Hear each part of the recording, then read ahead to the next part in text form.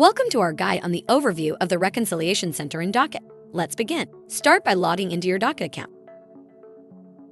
Click on Accounting and then select your business name. To access the Reconciliation Center for that specific business, click Banking and Reconciliation and then select Reconciliation Center.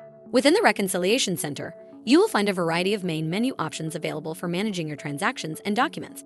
Uncategorized transactions. If Docket's autopilot system lacks the necessary information to process specific transactions, those transactions will be categorized as uncategorized transactions and require manual review.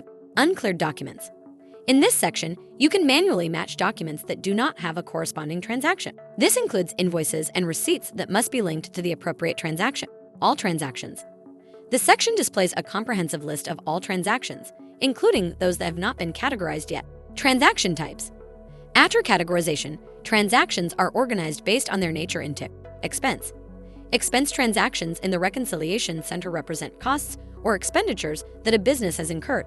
Income. These transactions indicate the funds generated from the business's daily activities. Bank transfers. A transfer is a transaction that moves funds between any two banking accounts, including credit card accounts of the business. Payroll charges.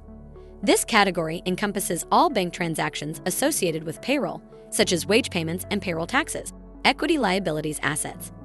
This menu contains transactions for equity investment, equity withdrawal, liability payments, and payments related to assets. Loan payments. These transactions include any payments made towards the principal and interest of loans. Chart of accounts and settings. And there you have it. You now have an understanding of the Reconciliation Center in Docket.